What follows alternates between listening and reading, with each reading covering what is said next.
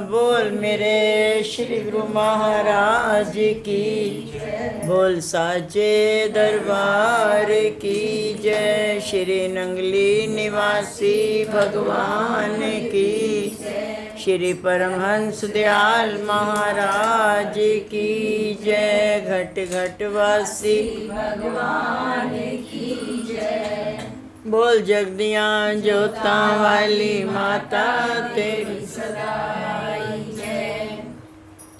इष्ट देव भगवान की परम प्रिय आत्मा, आज नवरात्रे का 7वां दिन हो गया, 7वां दिन हो गया। कभी कभी क्या होता है, हम बड़ी बड़ी प्लानिंग बनाते हैं, छुट्टी आएगी फिर हम ये करेंगे, फिर हम ये करेंगे, ऐसा करेंगे, वैसा करेंगे, पर बात नहीं बनती। अभी बीच में हम गए, जाना तो कहीं और था और फ्री थे, तो बात चली कि चलो गुरुद्वारे साहब चलते हैं। सारे उठ के चल पड़े और क्या आनंद आया। गुरुद्वारे में चले गए, वहाँ पे बैठे, सब दर्शन किए और जो है सरोवर में मछलियों के साथ सब किलोल करते रहे। मछलियाँ भी पता नहीं क्या है, जितनी भी दरबार साहब में जो भी मछलियाँ हैं किसी भी सरोवर की, उनको एक शौक़ देखा मैंने, मुंडी निकाल के फ़ोटो खिंचवाती हैं।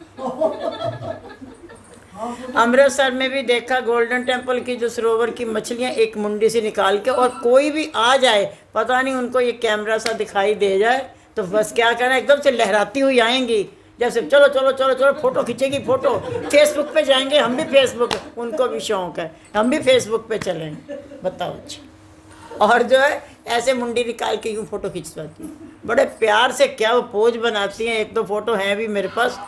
ऐसे ही वहाँ पे जो है गए अभी गुरुद्वारे में, तो वहाँ पर भी जो है बड़े आराम से आए और एकदम से जो है सब इकट्ठी हो गई। और किसी के भी हाथ में फ़ोन देख ले, इकट्ठा झुंड वहाँ को चला जाए। अगर इसके हाथ में देख लिए फ़ोन को तो सीधे उधर को चलिए, ये लोग उधर थे, हम लोग इधर थे। हमारे हाथ में अगर फ़ोन देख लिया, गुड़िया के हाथ में था, तो सीधे दौड़ती हुई वहाँ चली जाए। इनके ये दोनों तीनों जितने भी थे, इन सब के हाथ में था, तो एकदम से पता नहीं इनको कैसे पता चलता कि फ़ोटो खींचेगी। और उसके बाद में फिर हम लोगों ने और भी गए, कहीं गए, तो क्या है, आनंद आया। मैंने शाम को उससे पूछा, मैंने कहा पिंकी कैसा रहा? कहती आज का दिन बहुत ही मस्त यादगार रहा। और मैंने कहा, वो खुद भी कह रही थी, कहती कि हाँ, अगर जो है प्लानिंग बनती है कि हाँ छुट्टी होगी, फिर ऐसे करेंगे, फिर ये करेंगे, ऐसे, फिर वो चीज़ नहीं आ पाती। लेकिन एकदम से जो चली बात तो पता ही नहीं चला, ऐसे ही आज। और ये जो है रोज़ उससे फ़ोटो वोटो लगाए रखते थे बीच में, और मैंने देखी, नज़र पड़ गई, मेरी नज़र पहले ही दिन वाले पड़ी, दोबारा वाली नहीं देखी मैंने। तो पहले दिन वाले तो पता नहीं क्यों उन्होंने प्रेरणा दी होगी या क्या, और मैंने कुछ सोच के फ़ोन किया, फिर काट दिया। तो घर की तरह दिमाग ख़राब है, काट दिया। फिर इन्होंने बैक कॉल की, कहते फ़ोन किया था। मैंने कहा हाँ किया तो था, पर कहते नहीं बताओ।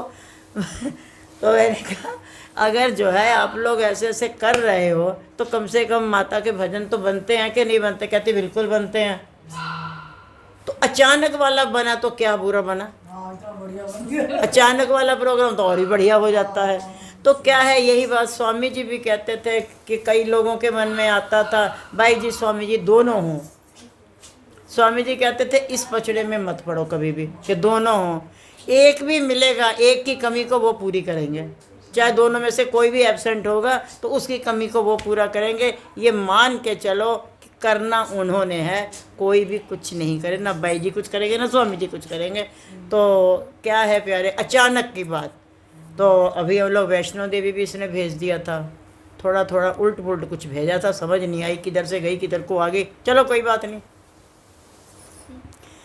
ये वैष्णो देवी का बहुत नाम है, कैसे हुआ, प्रसिद्ध कैसे हुआ, बता सकते हो?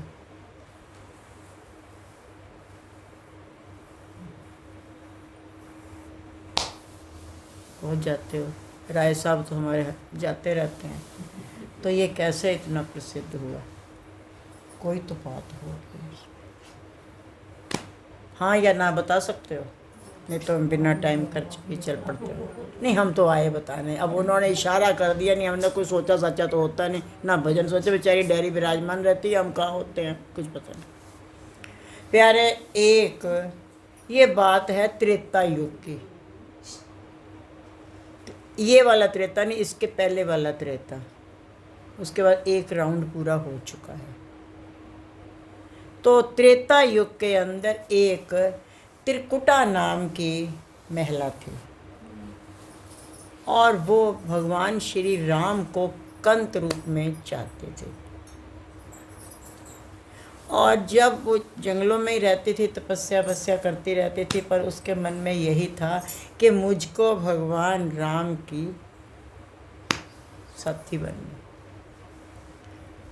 अब जब उसको ये बात पता चली कि ऐसे ऐसे जो है सीता जी और राम लक्ष्मण समेत इधर को आ रहे हैं, तो वो उनको मिली। और उस तब तक सीता हरण हो चुका था, राम व्याकुल थे, और उसने उस बात का थोड़ा सा फ़ायदा उठाने की भी सोची कि चलो वो तो है नहीं, तो मैं अपनी प्रार्थना कर लूँगी। उन्होंने कहा कि देखो, मैं तो सारी बात उसने कह दी भगवान से, लेकिन प्रभु ने कहा कि मैं तो एक पत्नी व्रत ले चुका हूँ, इस जन्म में तो आपकी बात पूरी होने से रही। कहती फिर आप कुछ भी कर लो, लेकिन मुझे तो यही रूप चाहिए आपके साथ जो सीता जी का है। उस समय हनुमान जी साथ ही थे। उन्होंने कहा ठीक है, देखते हैं जो भी होगा, अभी तो तुम जो है तपस्या करो, अभी तो हम जा रहे हैं लंका पे, चढ़ाई बढ़ाई करेंगे, ऐसे से सीता का वो हो गया, बाद में देखते हैं। तभी प्यारे कुछ समय बीता और रावण वध हो गया, सीता जी को ले आए। अब वापस आना था। जहाँ पे त्रिकुटा जी बैठी थी, जब उसके ऊपर से पुष्पक विमान निकला, पुष्पमान अटक गया, आगे नहीं जा पा रहा। सब हैरान हो गए, विभीषण साथ ही थे, वो भी हैरान हुए कि ये तो कभी अटकता नहीं है, आखिरकार ये अटका कहाँ। बहुत पूछा गया, एक दूसरे आपस में बातचीत करने लगे, ये विमान क्यों अटका। भगवान ने हनुमान जी को इशारा किया, त्रिकुटा की तपस्या, नीचे चल, तू और मैं चलेंगे, बाकियों को वहीं छोड़ दिया। और उन्होंने कहा, और ये उन्होंने पिछली बारी कह दिया था कि हम तुमको भेष बदल के मिलेंगे, अगर तो तुमने पहचान लिया तब हम तुम्हारी ये इच्छा पूरी कर सकते हैं, अदरवाइज़ नहीं। ये उस पहले ही उन्होंने शर्त रख दी थी। और उस समय जो है वापस भी आए, रूप बदल के आए, लेकिन उनको वो नहीं पहचान सके। तब उन्होंने, वो बड़ी निराश भी हुई कि मेरी इच्छा नहीं पूरी हुई है, और शर्त थी जो भी, और इस शर्त के हिसाब से मैं रह गई हूँ, अब मैं कैसे करूँ, क्या कर सकती हूँ। भगवान ने उनको जो है आशीर्वाद दे करके फरमाया कि ऐसे है त्रिकुटा, वहाँ पे त्रिकूट नाम का जो पहाड़ है, वहाँ पर 2 माताएं हैं, सरस्वती और, तुम वहाँ पे चली जाओ और वहाँ पे तुम मेरा इंतज़ार करना। कलयुग के अंत में जब मैं वो उसके अवतार में आऊँगा, तो उस समय मैं तुम्हारा, अगले अवतार में, निष्कल्की अवतार में जब आऊँगा, उस समय मैं तुम्हारा वरण करूँगा। तो तब से लेके आज तक माता जी वहाँ पे इंतज़ार कर रही हैं, और वो धीरे धीरे फिर ये वैष्णो के, क्योंकि वो जगह का नाम भी है, तो वैष्णो के नाम से प्रसिद्ध हो रही हैं। लेकिन उनके मन में अभी भी ये बात चल रही है कि राम कब आएंगे। राम ने यही कह रखा है कि जब मेरा ये कलयुग के अंत में निष्कल्की अवतार होगा, तब मैं तुम्हारे को आके वहीं मिल के तुम्हारी इच्छा पूरी करूँगा।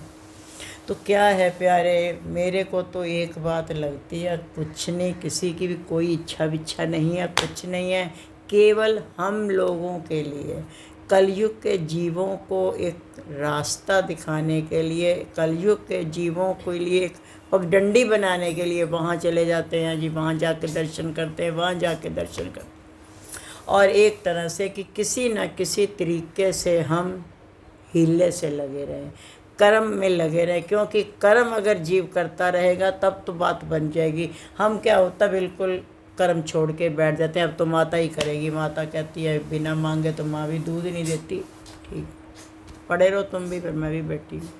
तो एक हम कर्म में लगे रहें, इस वजह से मालिक ने जो है जगह जगह, कहीं नंगली साहब का हो गया, कहीं गुरुद्वारों में आ गया, कहीं पोंटा साहब हो गया, और कहीं पंजोखड़ा साहब हो गया, और कहीं इधर है तुम्हारा, मतलब कई जगह बना रखी है उन लोगों ने भी, और हमारे मालिकों ने भी। आगरे चले जाइए, प्रयाग धाम चले जाइए, अनंतपुर चले जाइए, नंगली साहब चले जाइए, आप टेरी चले, कहीं भी चले जाइए, पर जहाँ जाओगे मन को साथ लेके जाना।